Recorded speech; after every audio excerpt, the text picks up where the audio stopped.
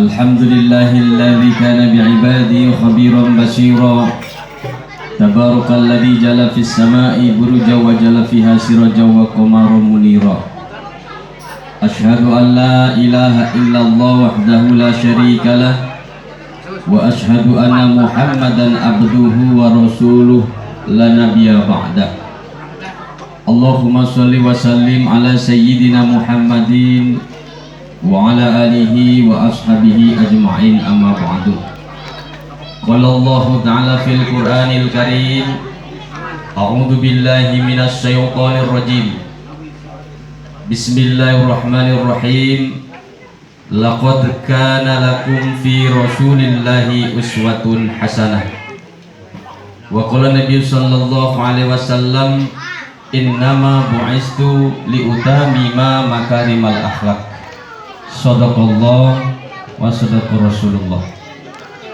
Hadratul Muhtaramin, alim ulama, cerdik pandai, Desa Cahaya Negeri Dusun 5 yang kami muliakan. Ada Bapak Imam, Bapak Khotib Bilal dan Garin, Masjid Al Nurul Iman. Yang kami muliakan aparatur pemerintah desa setempat, Bapak Kepala Desa, Bapak Kepala Dusun, dan perangkat Bapak Ketua PPD yang mungkin hadir dalam kesempatan malam hari ini.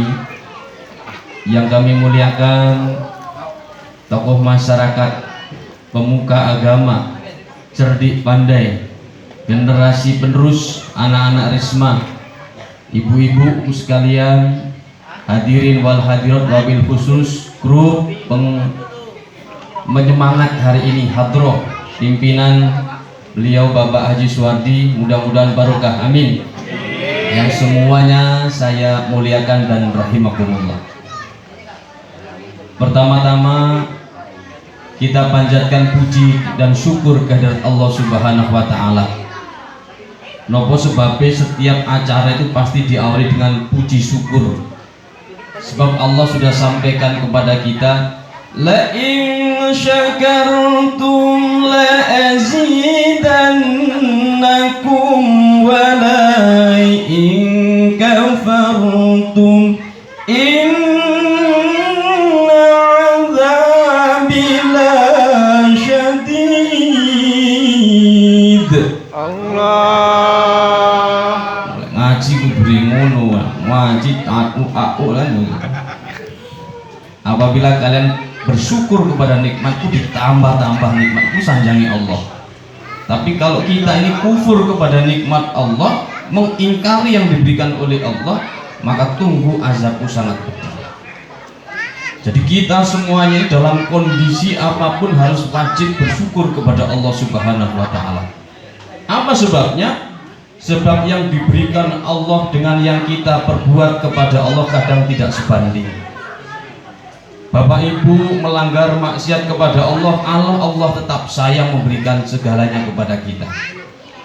Kalau dihitung-hitung, andai kata untuk mencatat syukurnya Allah Subhanahu wa taala, andai kata tintanya itu terbuat dari seluruh air lautan, yang penanya ini dari ranting-ranting kayu yang ada di muka bumi ini, untuk mencatat syukur kepada Allah Subhanahu wa taala tidak mampu dan tidak cukup. Saking banyaknya syukur atau sesuatu nikmat yang diberikan kepada kita. Kula panjenengan ini kadang-kadang lengah. Coba dari tadi subuh sampai hari ini, ibu-ibu dan bapak-bapak ini sudah berapa nikmat yang diberikan oleh Allah? Sampai wis ping piro kedip moto? Sama hitung. Kedip moto Yesus. Sampai hitung kedipan moto ini. Itu nikmat daripada Allah. Umpama dicatat sudah gak kecatat lagi. Umpama nikmat ini tidak diberikan oleh Allah sampai mendelik terus mulai dari pagi sampai malam, kuat kira-kira? Kuat apa mboten? Tidak kuat. Berarti nikmat berkedip mata itu adalah nikmat daripada Allah Subhanahu wa taala. Salawat teriring mutiara salam tidak lupa kita sanjungkan kepada junjungan kita Nabi besar Muhammad sallallahu alaihi wasallam. Innallaha wa malaikatahu yusalluna 'alan nabi ya ayyuhalladzina amanu sallu 'alaihi wa sallimu taslima.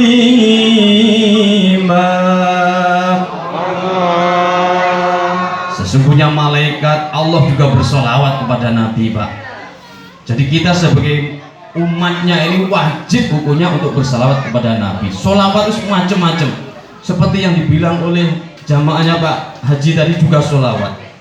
Oleh karenanya hari ini, malam ini kita semuanya dalam kegembiraan. Iki tak delok kok wong cahya negeri kok diutang kabeh kok sedih banget iki Maulid Nabi iki. Maulid Nabi kok hari ulang tahun kudune seneng-seneng. Setuju apa mboten?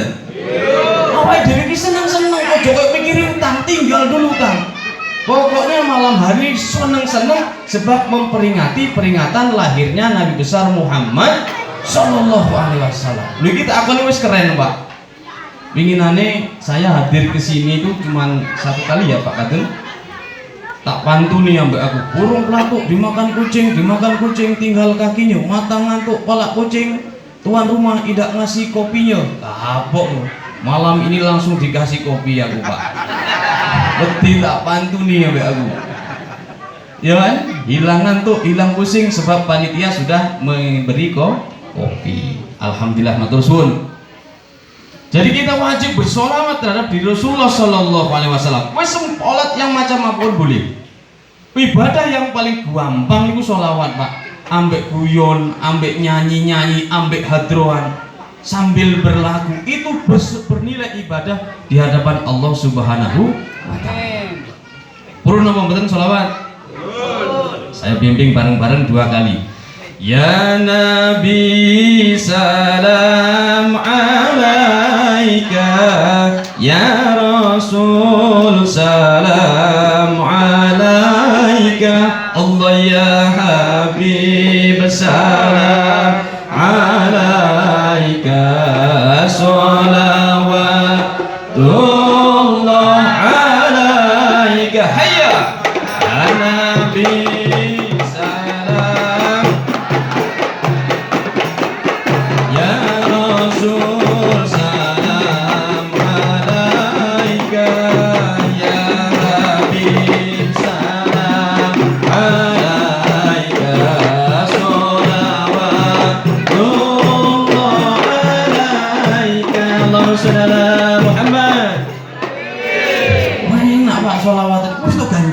Dewi kabeh.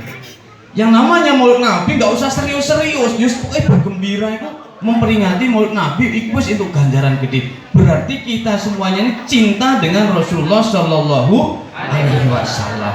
Itu bagian dari cinta. Ibu-ibu, niki pengajiannya mau lama mau sebentar? Saya ini nggak perjanjian.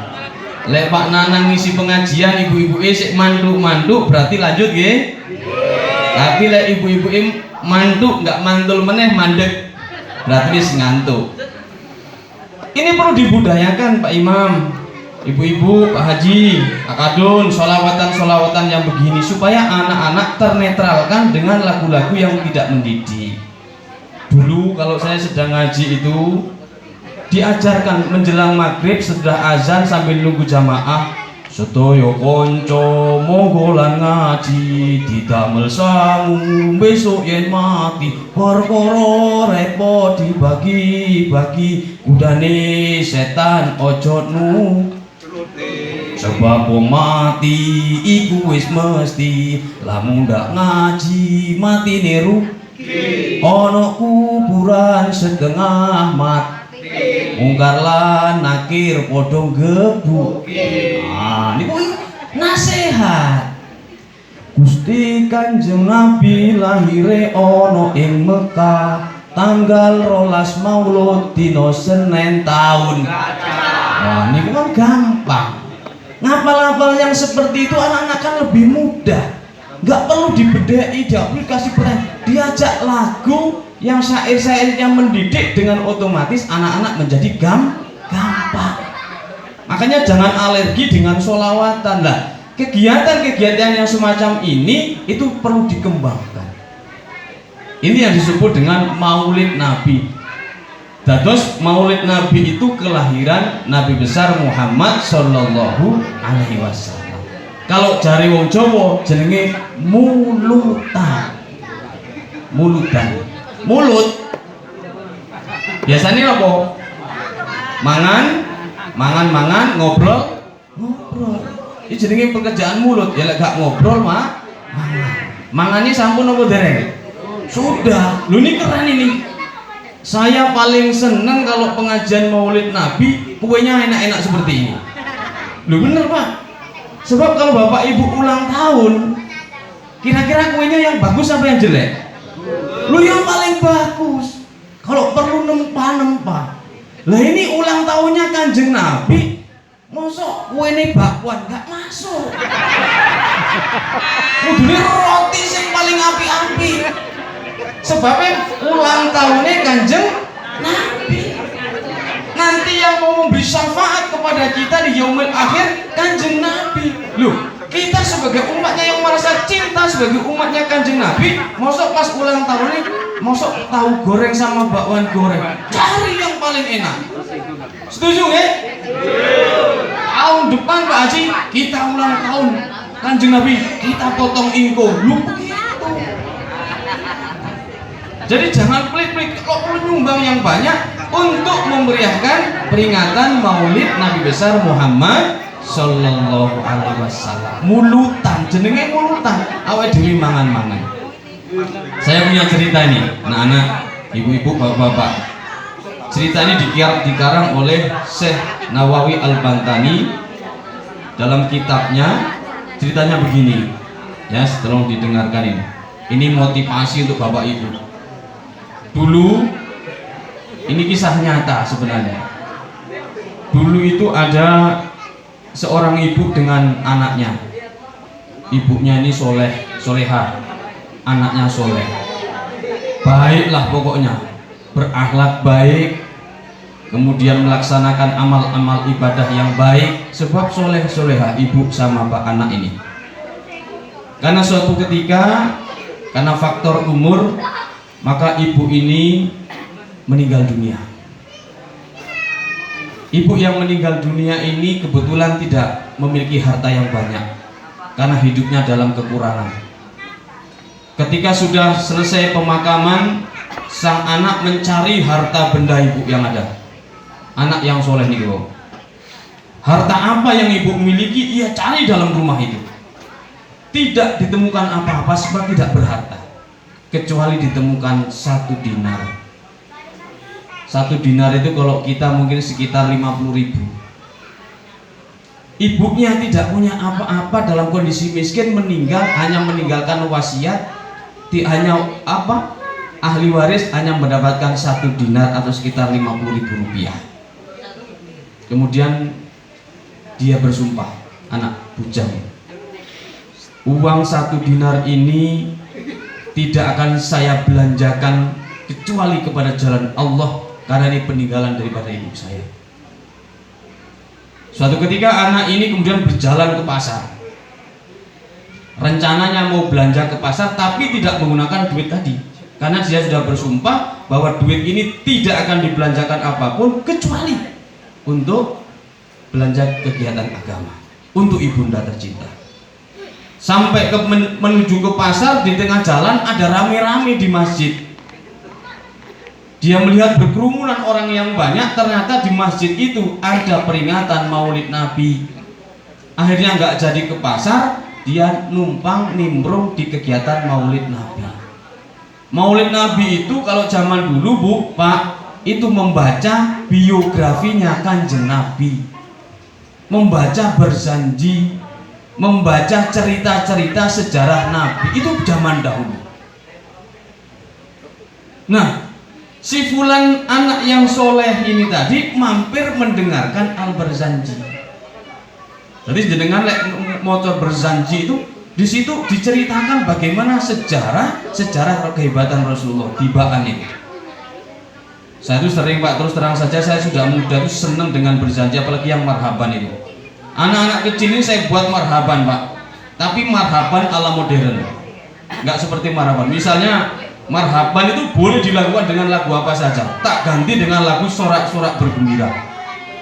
Jadi anak-anak saya kumpulkan, marhaban ya nurul aini, marhaban ya marhaban, marhaban, marhaban jaddal husaini, marhaban ya marhaban, marhaban, marhaban ahlan wa sahlan, marhaban, marhaban ahlan wa sahlan, marhaban, marhaban ya khairu da'i, marhaban ya marhaban, marhaban. Lu seru nih Pak. Nah anak-anak yang soleh ini tadi mendengarkan itu, mendengarkan cerita-cerita bagaimana kehebatan, keheroikan, teladan-teladan dari Rasulullah SAW. Setelah itu nggak jadi ke pasar, balik ketiduran. Dalam tidurnya anak yang soleh niki wau mendapatkan mimpi, Pak. Mimpi dikumpulkan manusia di yaumul akhir itu di padang mahsyar. Dalam mimpi anak soleh ini tadi dikumpulkan, dipanggil fulan bin fulan, fulan bin fulan, dipanggil, semuanya dipanggil, termasuk dia juga dipanggil oleh malaikat dalam mimpinya itu. Kemudian dikelompok-kelompokkan oleh malaikat, fulan kamu masuk surga situ, fulan kamu masuk surga situ. Alhasil si pemuda ini juga masuk dalam surga dalam mimpinya. Cuman surga yang didapat oleh si fulan ini tadi, anak yang soleh, agak surga nomor 2. Maka dia bertanya kepada malaikat dalam mimpinya, ya malaikat, si fulan dan si fulan itu kenapa masuk dalam surga yang VIP, sementara aku masuk dalam surga yang nomor 2? Kenapa? Lanjut kamu betul cerita nih. Setelah yang berikut ini. Jadi nanya dengan malaikat, ada apa ya malaikat? Si fulan, sesungguhnya orang-orang yang masuk dalam surga VIP ini adalah mereka yang telah berniat dari awal melaksanakan kegiatan maulid Nabi, dan engkau mengikutinya sebenarnya karena kebetulan engkau berniat ke pasar, kebetulan ketemu dengan maulid Nabi. Surgane beda, Pak. Sing diniatno teko mergo maulid Nabi karo sing kebetulan gak penak imam beda. Lah kalau bapak-bapak hari ini memang sengaja pengen mendengarkan peringatan maulid Nabi, seneng hari ini, mudah-mudahan surganya VIP. Amin. Tapi lek mergo karena gak penak karo undangane Pak Kadun, ya mudah-mudahan esik entuk surga sing nomor 2. Alhamdulillah. Akhirnya dia bangun dari mimpinya, anak yang soleh ini balik, Pak. Ingat dia bahwa dia punya uang 1 dinar itu. Maka dia pergi ke pasar, belanja ala kadarnya dengan uang yang dia miliki, belanja digawe jajan. Anak pemuda yang soleh ini dengan ala kadarnya dia belanja ke pasar, masak di rumah secukupnya dan seadanya, dipanggil tetangga kanan kirinya, dia memperingati peringatan maulid Nabi wonten griyane, Pak. Di rumahnya dia mengundang 2-3 orang, diundang untuk membaca berzanji, membaca tibah, membaca sholawatan. Di rumahnya kemudian disuguhkan uang yang 1 dinar itu untuk mengadakan kegiatan maulid Nabi besar Muhammad Sallallahu Alaihi Wasallam. Malamnya anak ini tidur mimpi lagi, Pak. Dalam mimpinya ia bertemu dengan ibundanya menggunakan pakaian rapi di taman surga. Dengan keindahan dan kemegahannya anak ini memeluk ibundanya. Wahai ibu, dari mana ibu dapatkan pakaian seindah ini? Saking pundi niki ibu? Bahasa Jawa nih, nak, ketahuilah bahwa akibat engkau melaksanakan dengan uang 1 dinarmu itu, maka fadilah kemuliaan yang engkau dapatkan. Inilah, nak. Masya Allah. Begitu tingginya malam hari ini kita fadilah kita malam hari ini memperingati peringatan maulid Nabi besar Muhammad Sallallahu Alaihi Wasallam. Kulo panjenengan sedaya niki, Pak, lek ditimbang amal dengan perbuatan, kayaknya kecil betul kita ini masuk dalam surga, Pak. Sebab waktu yang diberikan oleh Allah begitu banyak ini, lebih banyak kita bergunakan untuk ibadah apa bukan ibadah? Kita saya tanya wis, jujur-jujuran wis. Sampai iku akeh sembayangi apa akeh enggak sembayangi? Enggak sembayangi. Sing jelas sampai mulai jam 9 malam sampai jam 4 pagi sampai niku wis turu wis mesti sepertiga waktu habis untuk tidur. 8 jam itu kita semuanya sudah sepertiganya sudah tidur. Lek panjenengan kagungan umur 60 tahun berarti 20 tahun digawe turu. Lek wong Islam turune gak ngomong bismillahirrahmanirrahim berarti nihil, enggak untuk pahala. Tapi kalau sampean setiap mulai kok cilik mbiyen bismillahirrahmanirrahim bismika Allahumma aya wa amut, maka sepanjang itu juga Bapak Ibu mendapatkan pahala. 20 tahun untuk pahala tidur. Kalau ditimbang kita ini amal kebajikan dengan amal keburukan kepada Allah, tentu kita ini kecil kemungkinannya untuk masuk ke dalam surganya Allah. Untung Allah itu punya sifat ya Rahman ya Rahim. Untung Allah itu punya sifat maha pengasih lagi maha penyayang. Untung Allah itu punya sifat Ghafurur Rahim, maha mengampuni dan punya kasih sayang. Lek gak ngono awake dhewe iki cilaka kabeh. Nah nanti di yaumul akhir, di padang mahsyar, semua ini dikumpulkan oleh Allah Subhanahu wa taala.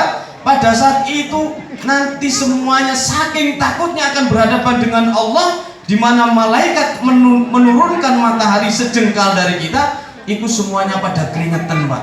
Hampir menenggelamkan keringat kita itu, diri kita diternak sepanjang saoro-oro itu Pak, di yaumul mahsyar. Pada saat itulah tidak ada yang mampu memberikan syafaat kecuali Nabi kita Muhammad Sallallahu Alaihi Wasallam. Siapa yang diberi syafaat?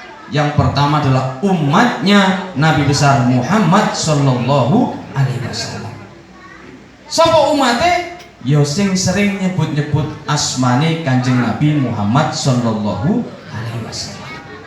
Makanya panjenengan bapak-bapak, ibu-ibu itu diceluk Muhammad langsung nyamber Pak. Kayak bensin Pak. Muhammad Sallallahu Alaihi Wasallam. Ya kok kudu nyamber, tengnya terus begitu. Kalau bapak ibu memang mengakui sebagai umatnya Nabi besar Muhammad Sallallahu Alaihi Wasallam, harus teng. Jangan kemudian kita ini lupa. Kita ini butuh pertolongan dari Rasulullah, tapi kita ini tidak mengenal Rasulullah. Lah ini cilaka. Celaka kita. Mudah-mudahan barokah kita memperingati Maulid Nabi besar Muhammad pada malam hari ini, kita nanti mendapatkan syafaatnya Rasulullah Sallallahu Alaihi Wasallam. Arep-arepe mek ikut toh. Sebab kalau kita berharap dengan amal perbuatan kita, kecil kemungkinannya. Hadirin yang dirahmati oleh Allah Subhanahu wa taala. Saya akan cerita sedikit biografi Rasulullah, terus kita padukan dengan kita sekarang. Bu, Nabi Muhammad itu ketika lahir itu sudah dalam kondisi yatim tok no. Dalam kondisi yatim. Sebab romone ayahnya sudah meninggal ketika Nabi Muhammad dalam kandungan. Dulu ketika Nabi Muhammad itu lahir nggak ada bidan, belum ada dokter, belum ada operasi, yang ada baru dukun. Nabi Muhammad Sallallahu Alaihi Wasallam itu lahir tidak memakai dukun, tiba-tiba sudah ada, dibantu oleh para bidadari. Hebatnya Kanjeng Nabi, begitu lahir tanggal 12 Rabiul Awal itu api sesembahan orang Majusi mati ketika itu, mati perlahan. Api yang usianya ribuan tahun tempat pemujaan, begitu Nabi Muhammad lahir, api pemujaan itu mati. Itu karomahnya Rasulullah SAW, itu mukjizatnya Rasulullah. Urung dadi Nabi Pak. Rasulullah setelah dilahirkan ke muka bumi oleh Ibunda Siti Aminah, adat tata cara orang Mekah tidak sama dengan kita yang modern.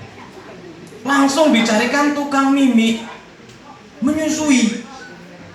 Dapatlah seorang perempuan kampung yang segar, yang memiliki air susu yang banyak, namanya Halimatu Sa'diyah.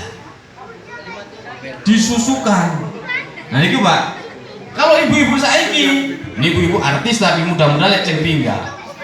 Begitu lahir, anaknya digolekno susu denku. Jadi susu denku niku saking sapi napa saking menungso niku? Dari sapi. Begitu lahir takut badannya melar, tidak keren lagi, tidak montok lagi, anaknya diberikan susu sapi. Makanya anak-anak sekarang ini bandel-bandelnya koyok sampai mesti ngomong. Lu tuh anak-anak sekarang diomongi bantah-bantah sebab kebanyakan susu sapi. Akhlaknya seperti sapi betul. Kon sembayang ngelawan, kon wong tuane ngelawan, kon ngaji ngelawan. Ya seperti itu peranginya. Tapi Nabi besar Muhammad sallallahu alaihi wasallam disusukan dengan Halimatu Sa'diyah. Ceritane Halimatu Sa'diyah niku buruhnya mimii wong Bu. Mboten kagungan penggawean, tidak punya pekerjaan Ibu Halimah ini kecuali dia jual air susu, ngompeni anak-anak kecil. Itu budaya Arab waktu itu. Jadi Halimatu Sa'diyah ini pergi kemana-mana mencari susuan siapa yang mau disusui, termasuk Nabi Muhammad SAW ini hampir tidak ada orang yang mau menyusui waktu itu, karena pada waktu itu sedang musim paceklik. Halimatu Sa'diyah hampir tidak mau, takut kalau tidak ada bisa menyusui Nabi Muhammad SAW. Akibatnya karena merasa kasihan, hanya dibawalah Muhammad SAW itu. Begitu dibawa hari pertama Pak, itu mukjizat. Domba-domba, kambing-kambingnya Halimatu Sa'diyah itu langsung subur-subur Pak. Yang selama ini kurus kering menjadi gemuk-gemuk semuanya. Jadi fadilah, keutamaan memberikan susu kepada Rasulullah, ekonominya Halimatu Sa'diyah melonjak dengan sendirinya karena calon Nabi. Singkat cerita, sampai 6 tahun kemudian ditinggal ibunda tercinta Siti Aminah. Akhirnya pada usia itu Rasulullah SAW sudah dalam kondisi yatim piatu. Pertanyaan nih, mosok Kanjeng Nabi jari ini kekasih Allah dalam umur 6 tahun kok yatim piatu? Berarti Allah tidak sayang dengan Kanjeng Nabi. Itu pertanyaan kita. Tapi ternyata justru dengan meninggalnya ayah dan ibu, didahulukan dalam usia yang amat belia ini, membuktikan kasih sayang Allah kepada Rasulullah Shallallahu Alaihi Wasallam. Sebab lek Kanjeng Nabi iku pinter, ibu bapak ese ono, berarti wajar Kanjeng Nabi iku pintar sebab dididik oleh ayah ibu. Tapi dengan tidak adanya ayah dan ibu, berarti kecerdasan Rasulullah Shallallahu Alaihi Wasallam, Allah Subhanahu wa Ta'ala yang menempanya ketika dia menjadi seorang nabi dan rasul. Dia mengikuti kakek tercinta. Mbah ini paling sayang kali Kanjeng Nabi Pak. Karena yang memberi nama itu dalam riwayat juga Muhammad itu adalah Abdul Muthalib. Muhammad niku artinya terpuji. Jadi orang yang kafir Quraisy yang benci dengan Rasulullah itu kalau walaupun sebenci-bencinya orang benci, tetap manggil Rasulullah dengan nama Muhammad yang artinya terpuji. Ini penting Pak. Makanya kita ini sekarang disunahkan untuk memberi nama kepada anak-anak itu yang mengandung doa. Terus saya sendiri sebenarnya iri Pak. Mosok jenengi Nanang Hermanto itu wonten artine. Tidak ada artinya. Mending dijenengno bejo, artine untung, beruntung. Lagi Nanang Hermanto ku Nanang duka, Hermanto tidak tahu. Aduh. Terus anu nggih, niki sekalian niki. Lek kali Pak Nanang gak usah diceluk ustaz, wis pokoke awake dhewe iki wis watawaso bil haq watawaso bis sabr ngono lho. Mosok nasihat menasihati Pak Nanang sebagai KUA terus gak usah ustaz, lek ustaz iku wis mesti wis jazz itu. Nah, jadi kita ini jangan, saya tuh kalau orang Jawa Timuran biasa disebut dengan Cak Nanang. Wis Cak ngono wis lebih enak. Jadi nggak ada jarak. Cuman lek di kantor, nah, karena koordinasi kelembagaan, boleh manggil Pak, manggil Cak itu malah seneng sebab itu kebiasaan saya kalau di kampung saya dipanggil Cak Nanang Pak, wong tuwek wong nom Cak ati nanti sampean Cak, gitu enak sekali didengarnya. Jadi nggak usah ragu-ragu panjenengan sedoyo dan Jawi telepon di Cak, wes nggak usah sungkan-sungkan, ya. Nah itu harapan kita semua. Terus yang kedua sebelum cerita, mohon maaf saya tadi agak sombong pakai masker karena saya ini di sini sebagai KUA, mosok KUA gak ngekei contoh karo wargane. Engko diolompak Nanang lu gak gawe masker kok sampean kemenyek nggih masker lak maling ngono. Makanya saya sebenarnya pakai masker itu memberikan contoh, sebab dalam agama itu ada ikhtiar artinya berusaha, ada ikhtiyat artinya hati. Kula panjenengan iki ya kongkon usaha ya kongkon hati-hati. Apalagi dengan kondisi sing jarene ana virus corona. Lek Pak Komar corona jare kopi, rokok, nasi. Walah ya meleset iki. Corona iku singkatane anu Pak. Kula mboten saged ketinggal kecuali lek corona. Lha napa Pak Komar? Nah, corona itu kopi, rokok, nasi. Lha disingkat ngono ya gawat iki Pak. Kopi, rokok, nasi ya bener niku nggih. Tapi kudu ikhtiar dan ikhtiyat, harus jangan terlalu kendel, ya jangan terlalu takut, wis biasa-biasa mawon, jaga jarak. Kecuali tukang sate, lek dodol sate aja jaga jarak Pak. Isine papat malah dadi telu. Lho kok dadi telu? Sebab jaga jarak corona. Nah, gawat niku. Sing siji malah rada ado-ado, moga corona. Bu. Lanjut. Kanjeng Nabi besar Muhammad Sallallahu Alaihi Wasallam pada usia beliau diasuh oleh kakeknya yang bernama Abdul Muthalib. Pada usia dalam beberapa waktu tidak terlalu lama kakek tercinta juga meninggal. Terus sebelum meninggal Muhammad, kalau aku dipanggil oleh Allah, kamu milih Pak Likmu siapa? Pamanmu pilih Muhammad. Banyak pamannya Nabi itu yang kaya-kaya, malah yang dipilih Abu Thalib, paman sing paling boten gadah. Yang dipilih Nabi pamannya Abu Thalib. Yang cinta kepada Rasul adalah Abu Thalib. Paling sayang Abu Thalib dari paman-pamannya itu. Akhirnya ia ikut berusaha.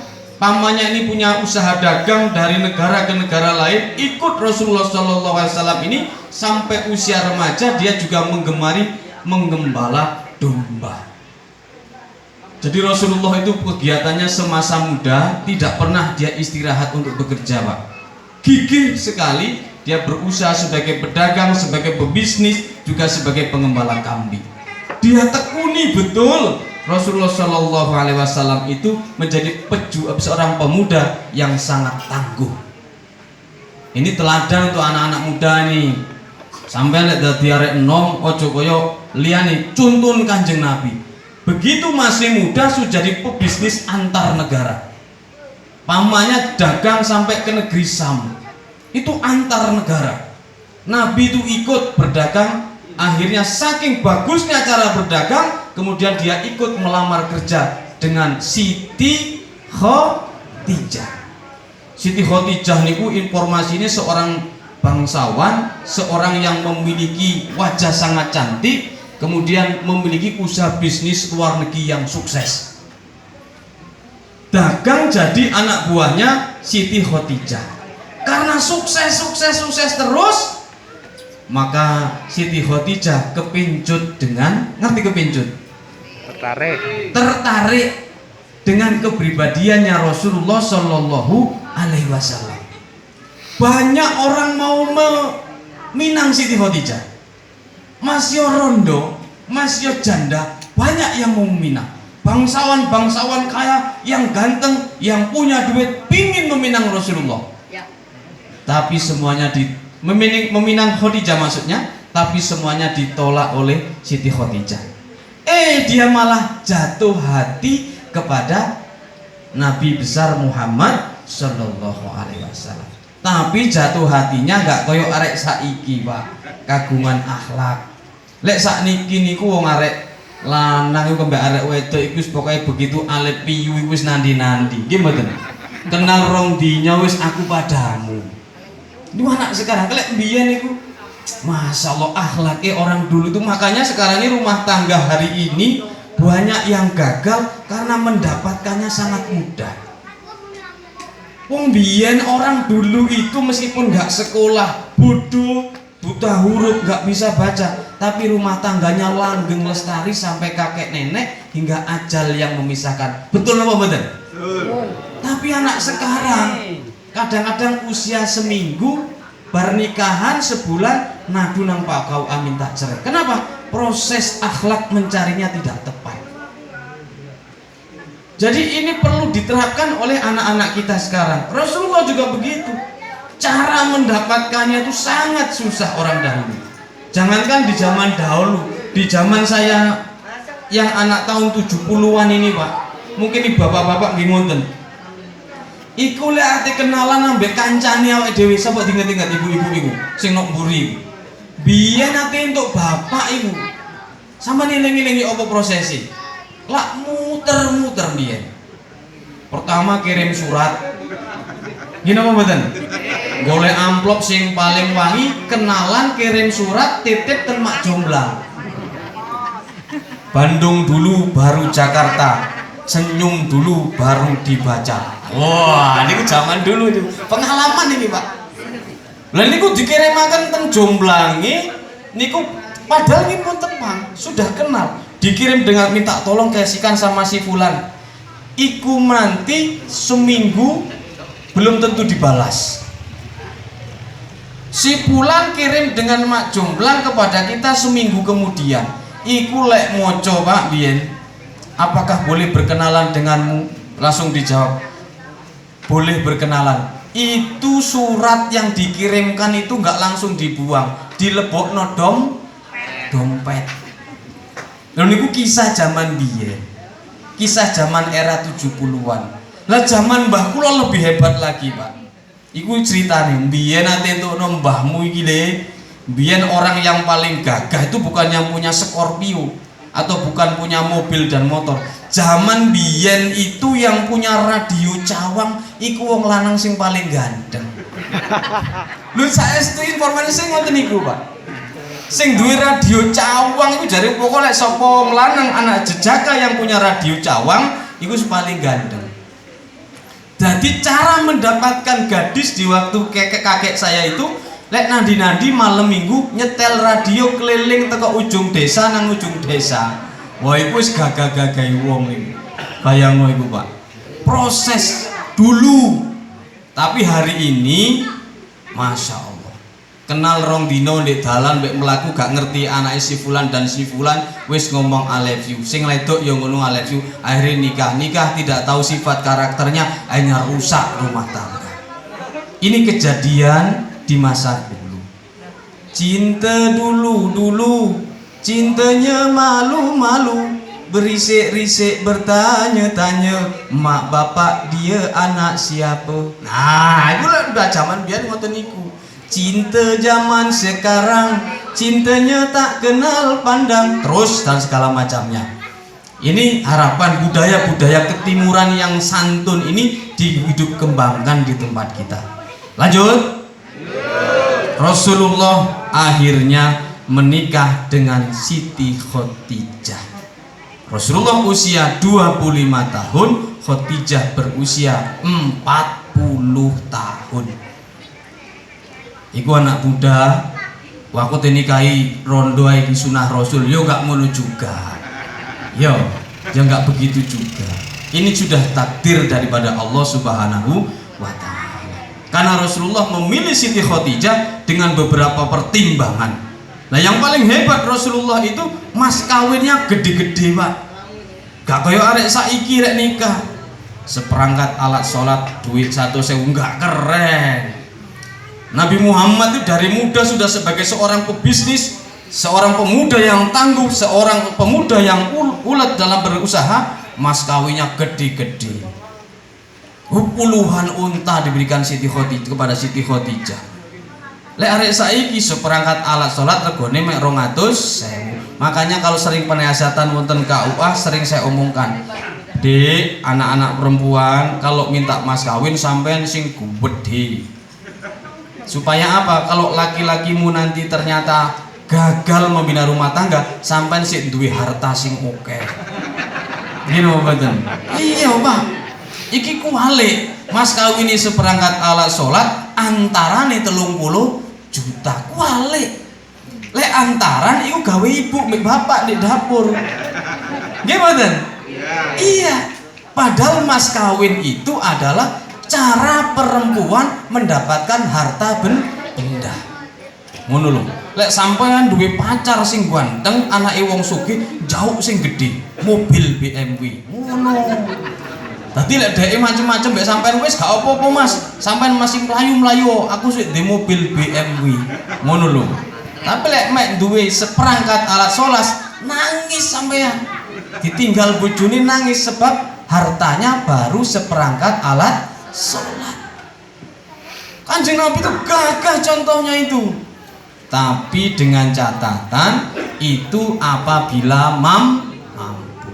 Lek boten mampu sing penting saged bayar. Sebab ada juga sahabat yang mas kawinnya yaitu membaca ayat suci Al-Qur'an. Saking boten gadahi. Boleh Pak. Sampai sebagai lelaki nggak punya apa-apa, mas kawin ini duit nggak boten gadah, kelambi tidak punya, sandal jepit nggak duwe. Lah duwemu apa? Hafalan, wis hafalan sah.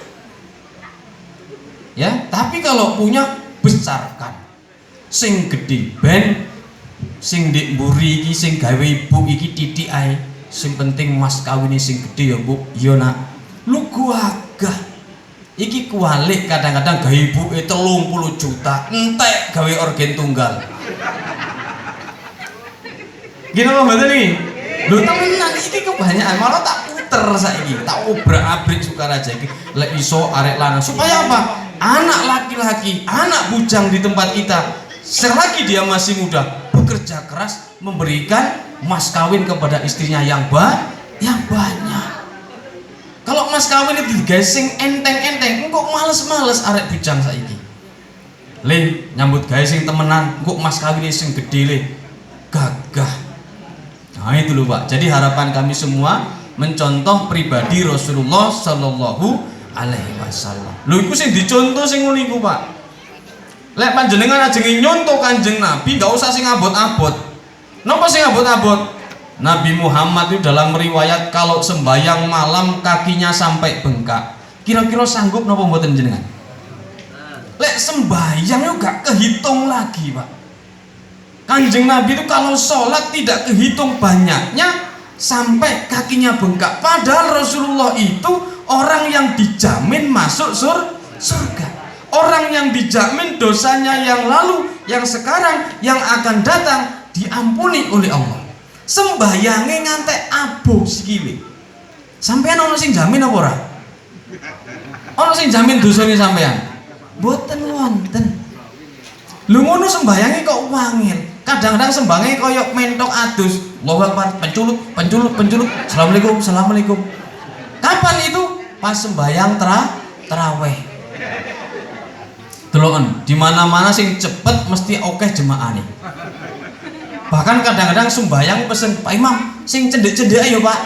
Lah iku lak wis kacau to Pak. Sampeyan tak critani. Lek kepingin delok Kanjeng Nabi sembayang dalam riwayat niki. Sahabat itu pernah iseng Pak. Pernah iseng. Ben ngerti sampeyan cerita-cerita iki. Dadi koyo sak pira suwene Kanjeng Nabi ku sembayang.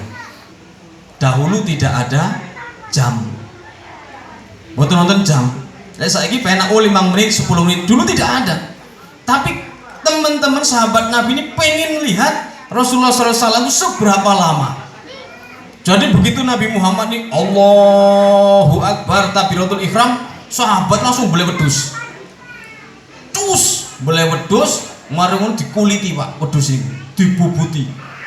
Bar dibubuti, Kanjeng Nabi marung dikropok, resiki wetenge, dicincang-cincang mbek Kanjeng Nabi, sahabat-sahabat cuincang-cincang kabeh. Bariku dijangan Pak, digulai. Mari digulai, rampung digulai. Kanjeng Nabi baru 1 rakaat. Kira-kira suwe apa ora Pak? Itu lamanya Rasulullah itu kalau saat lagi ting dengan Allah Subhanahu wa taala. Wis pokoknya sembayang paling indah itu ya wis ketika berhadapan dengan Allah Subhanahu wa taala. Kira-kira sampean sanggup nyentuh koyo ngono iku, Pak? Teladan begitu sanggup. Padahal Rasulullah orangnya dijamin akan masuk surga, sholatnya sampai seperti dekatnya dengan Allah seperti itu. Isra Mi'raj atau berhadapan langsung dengan Allah itu sedemikian indahnya. Lu itu dicontoh dengan sahabat, Pak. Umar ibnu Khattab ketika perang kena panah. Sama ngerti panah kan? Panah itu kan tajam, di belakangnya ngail. Itu panah. Umar ibnu Khattab itu dalam kondisi perang kena panah. Iku lek ditarik, Pak, mesti dagingnya katut. Ya Allah, sahabat yang lain bingung bagaimana cara ingin mencabut anak panah yang menancap dalam tubuhnya Umar ibnu Khattab. Maka Umar ngomong, engkau lek aku wis sembahyang, tolong cabutan panah-panah itu. Itu sahabat-sahabat itu lek nyuntuh sembahyang kayak Rasulullah kayak ngono iku, Pak. Allahu Akbar jari Umar. Bismillahirrahmanirrahim. Misalnya khusyuk dia kepada Allah, mantep manting kepada Allah Subhanahu wa taala. Pada saat itu dicabut anak panah oleh sahabat, tidak terasa sedikit pun Sayyidina Umar. Bayangkan, sampeyan sembayang Allahu Akbar, onok nyamuk cilik ngwaplok, Allah wanter. Gitu apa mboten? Nah itu, ngono jare umate Kanjeng Nabi. Ngono jare nyontoh prikalu Rasulullah. Sing enteng-enteng ae lek gak iso mencontoh contoh suri toladan yang baik, sing abot-abot sampai nyuntuh sing enteng-enteng. Apa sing enteng-enteng iku? Kanjeng Nabi iku nandi-nandi lek kepethuk karo tangga teparo mesti memberikan senyum. Guyu, Pak, mesem. Ibu-ibu, halo Bu. Sampean duwe utang apa ora? Kagungan utang napa mboten? Lek sing duwe utang, engko lek wong ana ate nagih, sampean guyu dhisik. Engko sing ate nagih enggak sida nagih, sebab wis izin sampean memberikan nuansa ramah. Senyum itu luar biasa, Pak. Iku teladan yang diberikan Rasulullah. Aku pernah ngetes benar, Pak. Numpak motor teko Sukaraja nang Bengkulu. Numpak motor kan mboten kenal kali tiang. Tak cacak temenan iki. Kok sampean cacak gak percaya? Iku aku yang guyu. Motor sing kesalipan mbek aku mah, aku ngene iku melok guyu, Pak. Padahal sama-sama tidak kenal. Loh, itu luar biasanya pribadi Rasulullah Shallallahu Alaihi Wasallam. Cuman lek ana uang sampean aja guyu-guyu. Engko diarani edan. Lek ketemu koncone sampean aja pelit memberikan senyuman. Monggo Bude, mari Pak De, melakak, melading, murah senyum. Orang Bengkulu ini pelit-pelit karo senyum. Temenan iki tak rasakan. Kalau di Jawa, nah ini Jawa ini, bukan membanggakan Jawa, tapi kenyataan begitu. Apalagi di daerah Jawa Barat ini.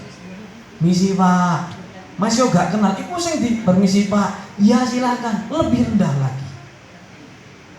Ini adab atau budaya memberikan senyuman kepada orang lain. Ternyata senyum itu adalah ibadah sedekah yang paling ringan. Lho, sampean sing murah senyum, sing murah guyu karo tangga teparo iku Kanjeng Nabi teladan, Pak. Sampean gak iso nyuntuh sing sembayang nanti abuh sikile mah gak bisa. Atau sulit, paling tidak mencontoh perilaku-perilaku yang lain yang dimiliki oleh Rasulullah Shallallahu Alaihi Wasallam. Apalagi contoh, kalau Rasulullah dipanggil dari belakang, bisa sampaikan di situ. Kanjeng Nabi kalau dipanggil orang dari belakang, dia langsung membalikan punggungnya, langsung madep nang buri. Woi Cak Nanang, nopo? Langsung balik. Saking menghormatinya orang lain. Ini Pak, ini kita cerita nonton masjid ibu.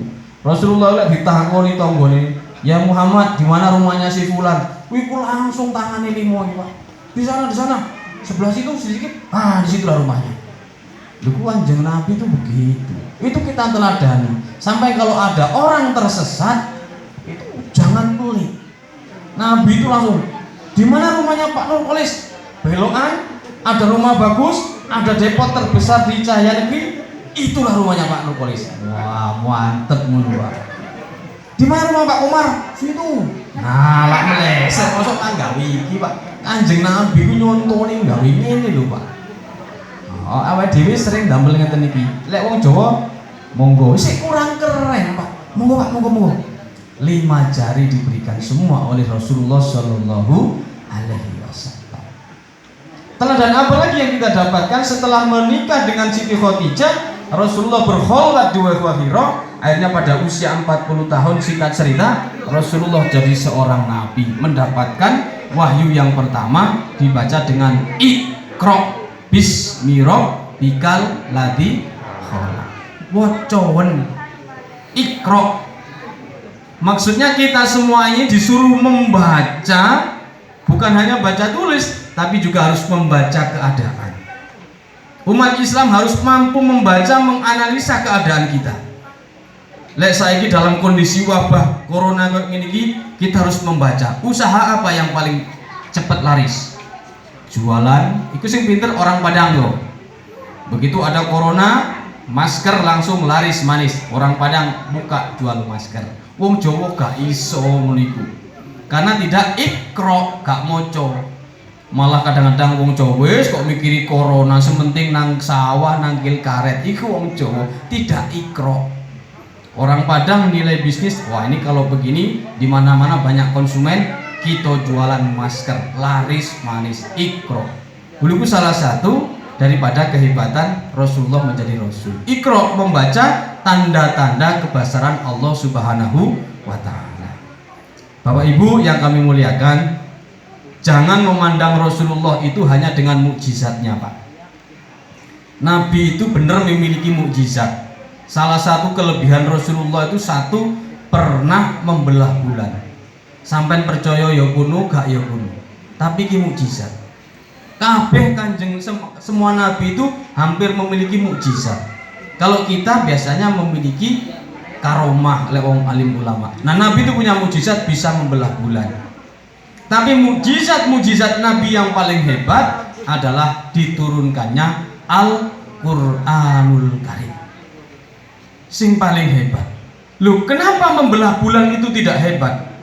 Atau seperti Nabi Isa, kenapa mematikan orang itu tidak dikatakan hebat, lebih hebat daripada Rasulullah? Kenapa Nabi Musa ketika memasukkan sapi ke dalam batu itu tidak dikatakan lebih hebat daripada Rasulullah?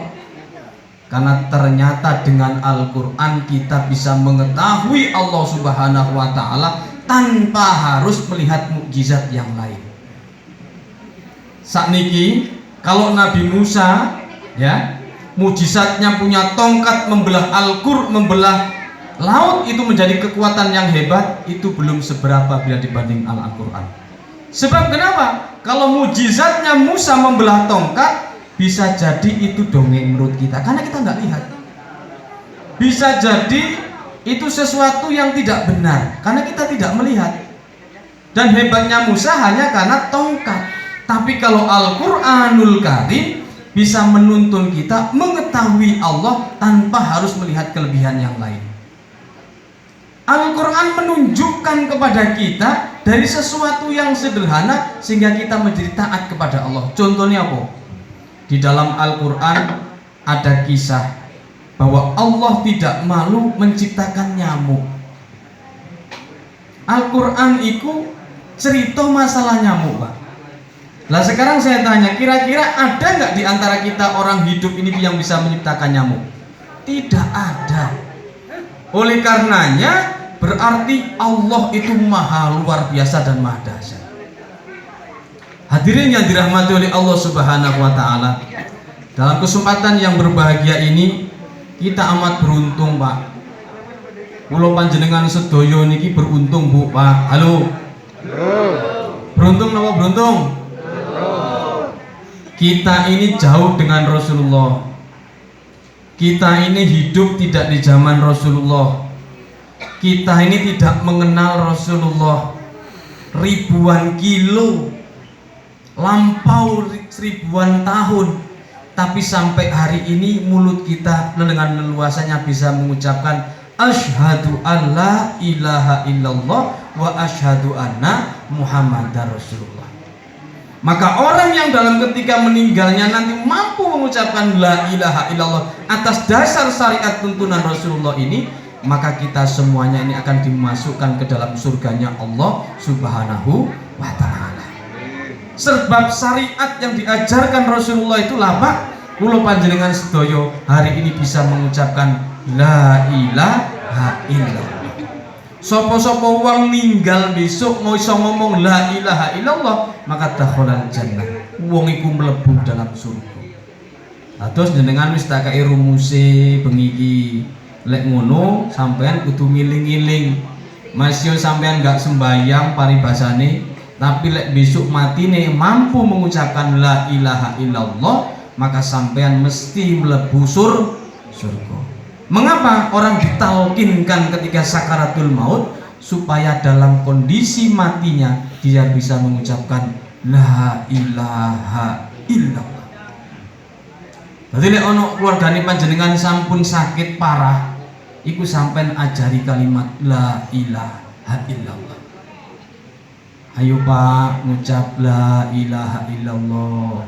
Ayo Pak nyebut la ilaha illallah. Alon-alon, pelan-pelan, supaya masuk ke dalam telinganya, dia mampu mengucapkan la ilaha illallah.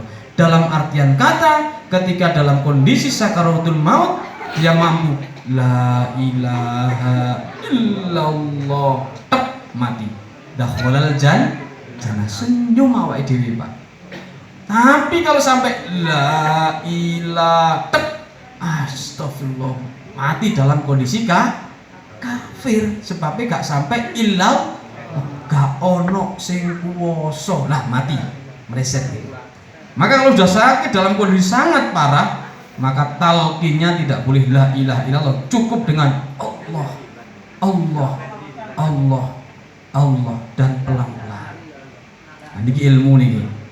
Lek wonten sedherek panjenengan, saudara bapak ibu, tetangga bapak ibu, itu saya pernah tuh ketika ada orang meninggal, keluarganya nangis-nangis, Pak nyebut Pak, iling Pak nyebut, but, itu tidak masuk. Gimana? Disebutkan la ilah dengan kerendahan hati, berharap ayahnya bisa mengucapkan la ilaha illallah dengan tenang. La ilaha illallah. Lagi ya, la ilaha illallah. Lagi ya, tenang, berharap. Ayahnya sudah nggak mampu lagi. Allah, ingat ya, Allah, Allah, berharap ke lafaz terakhir kalimat yang baik. Hadirin yang dirahmati oleh Allah Subhanahu wa ta'ala, kembali kepada Maulid Nabi. Kita menjadi orang yang beruntung karena di jarak yang jauh, waktu yang sudah lama, hari ini kita dengan mudahnya bisa mengenali diri Rasulullah Shallallahu Alaihi Wasallam, tidak lain melalui peringatan-peringatan Maulid Nabi besar Muhammad Sallallahu Alaihi Wasallam. Oleh karena itu kegiatan semacam ini seyukyanya tahun-tahun berikutnya lebih disiarkan kembali, dikelola lagi, bagaimana supaya ada siar-siar Islam, ada lomba-lomba tentang biografi Islam, bagaimana membaca tiba, membaca berjanji, tidak hanya sekedar beliau-beliau yang hadroh, tapi kita semuanya juga gemar membaca hadroh, membaca berjanji dan tiba. Sampai jangan ragu Pak. Salatullah, salamullah, dilambungkan. Lagunya boleh macam-macam Pak. Salatullah, salamullah, ala toha rasulillah. Salatullah, salamullah, ala yasin habibillah. Sing biasa Pak. Kenapa saya setiap menikah saya berdiri sholawatan? Sebab masih banyak di antara kita yang sholawatannya belum betul. Salatullah, salamullah. Lah kapan bener kok salah kabeh? Salatullah, salamullah. Lah salah kabeh ngono. Salatullah, salamullah. Salatullah, salamullah. Itu kalau dibaca habis menikah, iku kadang-kadang saya ndredes mau netes Pak. Bener itu, kalau dibaca dengan hikmat, jemaahnya banyak, habis nikah anak minta doa restu kepada ibu, sholatullah salamullah, ngono iku rasane sejuk banget. Betul apa tidak? Ayo selawatan purun apa mboten? Wes pokoknya seneng-seneng tarik mang. Sholatullah salamullah ala toha rasulillah. Sholatullah salamullah ala yasin habibillah. Syukran. Enak itu kurang lah dituruti Pak, temenan. Begitu enaknya kita membaca sholatul grup hadroi kok setengah ikhlas setengah enggak iki. Wis ndang dibakbuk masih kayak dangdutan seperti dader gitu toh. Ya Nabi salam alaika, ya Rasul salam alaika, ya Habib salam alaika, sholawatullah alaika, hayya ya Nabi salam alaika, ya Rasul salam alaika, ya Habib salam alaika, sholawatullah alaika. Wah enak lek ngono. Oh taktuk ini sido apa enggak. Semangat, sebab kita ini memeriahkan lahirnya Nabi besar Muhammad. Loh, apakah di zaman Nabi ku ono maulutan? Mboten wonten. Tidak ada. Tapi Nabi setiap hari Senin mesti poso menghormati hari kelahirannya. Lek Kemis Kanjeng Nabi nggih poso, napa sebabnya? Pada hari Kamis mingguan amal ibadah kita disetor kali malaikat. Tadi Kanjeng Nabi setiap Senin memperingati hari kelahirannya, hari Kamis poso supaya dalam kondisi amal ibadahnya disampaikan kepada Allah, piyambake dalam kondisi juga poso. Pramila Senin Kamis hukumnya sunnah melaksanakan ibadah puasa. Sunnah niku maksudnya apa? Sesuatu yang dianjurkan. Lek sampean mampu laksanakan, lek boten nggih boten dosa. Niku sunnah. Dikerjakan berpahala, ditinggalkan tidak mendapatkan dosa. Lek mampu sampean melaksanakan ibadah sunnah Senin dan Kamis. Nah, itu puasa. Niku jadi contoh sunnah Rasulullah. Nah, itu sunnah. Kuatah sunnah Kanjeng Nabi niku. Contohnya apa? Di masa orang kafir dulu, ini wong kafir Mekah niku nggak ada identitas Pak. Lek wong kafir niku paling seneng gedekno brengos, kumis, terus mari nyukur jenggot. Sebabnya wong Arab niku wulune atau bulu di muka ini tidak sama dengan kita orang Indonesia. Napa sebabnya? Wong Arab iku panganane daging. Jadi kalau kambing satu itu dimakan orang dua sekali duduk habis, itu orang Arab. Awake dhewe kambing satu dipangan wong pitu langsung darah tinggi. Lho lak wis beda. Makanya orang Arab itu luar biasa, energinya itu luar biasa. Sing sampun nglampahi ibadah haji, daerah Arab itu saking panasnya, orang Arab meskipun panas tidak pernah berkeringat. Sama tanglet Pak Haji. Saking panasnya daerah Arab niku, wong kono mboten nate keringetan. Sampeyan bayangno, lek sampai ndak pakai sandal, itu muntung Pak. Maka wajib hukumnya orang naik haji membawa sandal, saking panasnya. Dalam kondisi semacam itu, orang Arab ini memiliki budaya makan daging yang amat kuat, tapi tidak ada kolesterol, tidak darah tinggi. Lah kula panjenengan iki biasanya mangan kangkung karo tempe. Begitu makan daging langsung kolesterol, asam urat, darah tinggi. Nah, oleh karenanya kita mencontoh itu, lihat apakah ini sunnah, apakah ini budaya. Jadi nggak semuanya sunnah Nabi itu terus sama contoh kabeh, tidak. Kudu dianalisa dengan ilmu. Contohnya apa? Kanjeng Nabi ku dalam sejarah lek mangan ku nggawe jari telu, Pak. 3 jari yang dipakai Rasulullah. Mboten kalau tidak sama seperti kita 5 jari. Sebab apa? Yang dimakan Rasulullah adalah kurma dan anggur. Lalu kene mangane jangan bening. Ngerti jangan bening? Sayur bening. Kira-kira kalau sayur bening sampai 3 jari itu kena apa tidak? Wah, sunnah Rasulullah makanya harus 3 jari. Enggak begitu juga. Ngono Pak. Jadi sunnah itu terus paling ngono.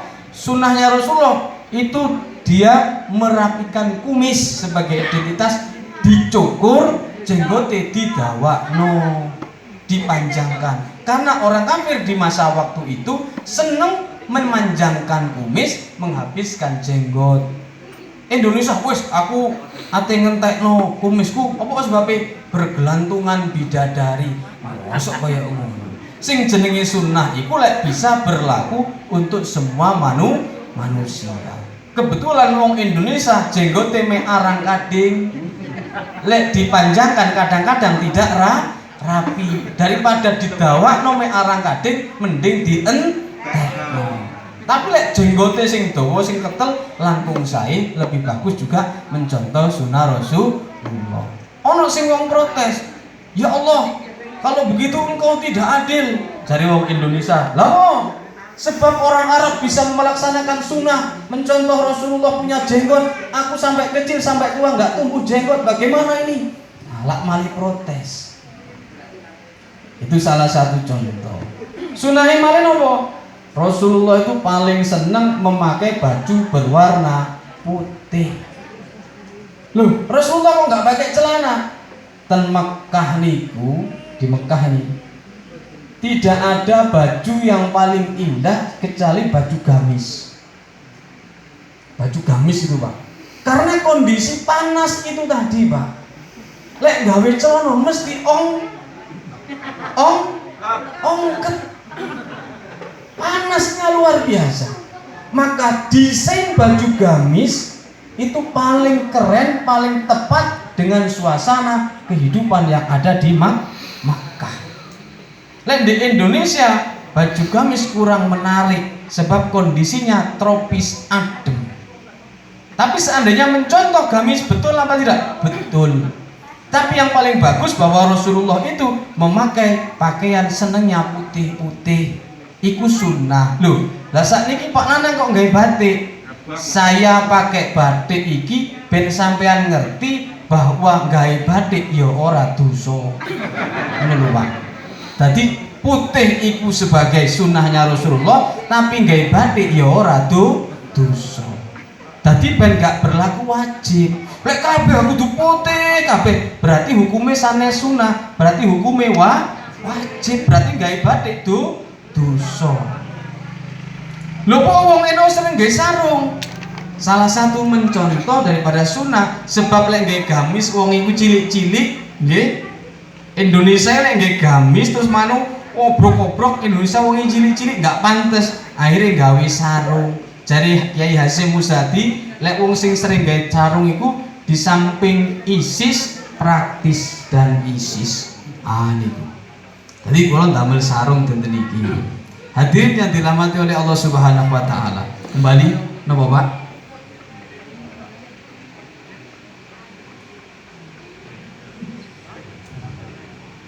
Ada nih? Ada apa Pak Kumar? Anaknya Pak Anies. Oh iya. Oh iya, kirain mau dibubarkan Pak Polsek, aku tak entekno corona. Ini namanya kita harus taat kepada pemerintah ya Pak. Bubar, ya wis balikkan nanti apa maneh. Lanjut apa mboten? Sampai janjut aku wis ngadeg wis sak jam setengah ini. Lain waktu maling nggih. Hadirin yang dirahmati oleh Allah Subhanahu wa taala. Alhasil pada malam hari ini kita semuanya kula panjenengan sedaya sudah bahagia lahir dan batin dengan peringatan Maulid Nabi. Sudah mendengarkan cuplikan kisah-kisah keteladanan Rasulullah Shallallahu alaihi wasallam. Ya, saya berharap jamaah yang ada di Nurul Iman ini kembali membaca sejarah Rasulullah. Bagaimana Rasulullah ini membangun peradaban dari peradaban yang amat jahiliyah, yang amat penuh dengan kebodohan. Orang Mekah dulu itu bukan nggak pinter Pak, sangat pinter, sangat hebat, bahkan ahli dalam beberapa strategi. Tapi mereka jahiliyah dalam perbuatan. Saking bodohnya orang pada waktu itu, saking pintarnya orang pada waktu itu, anak yang lahir perempuan pun dihinakan, dimakamkan. Jahiliyahnya orang zaman dahulu. Lahir anak perempuan itu langsung dimakamkan. Saat ini jahiliyah boten, saat ini kembali kepada jahiliyah. Anak belum lahir malah dipateni, gimana? Lu saiki jahiliyah juga. Oleh karena itu kita ini mesti bersyukur kepada Allah masih diingatkan dengan syariatnya Rasulullah Shallallahu alaihi wasallam. Saya rasa ini dululah, masih banyak yang saya sampaikan tapi waktu jualah. Lek kakean disampaikan kok malah gak masuk ibaratnya gelas itu diisi kakean tambah muntah. Gini apa betul? Nah, nanti lain waktu kalau ada sumur di ladang boleh kita menumpang mandi. Kalau ada umur yang panjang kita mandi lagi. Pucuk bau selara pandan asal jangan selara padi. Biarlah kita ini jauh antara badan, yang penting tetap dekat di hati. Saya menyampaikan beberapa kalimat mungkin ada salah dan khilaf, mohon maaf atas kefakiran saya, atas kebodohan saya. Kepada Allah saya mohon ampun. Saya berharap silaturahim, kerukunan, menjaga kesehatan kita sama-sama tingkatkan. Waspada, jangan terlalu berani, jangan terlalu takut. Sedang-sedang saja kita bekerja seperti biasa, tetap jaga jarak, ikuti protokol kesehatan. Mudah-mudahan dengan begitu kita semua dalam lindungan Allah Subhanahu wa ta'ala. Tetap bahagia ibu-ibu, senang dengan Maulid Nabi. Mudah-mudahan asbab senang inilah nanti kita dicatat oleh Allah sebagai umatnya Nabi besar Muhammad Sallallahu alaihi wasallam. Kurang lebih mohon maaf. Wallahu muwaffiq ila aqwamit thoriq. Wassalamualaikum warahmatullahi wabarakatuh.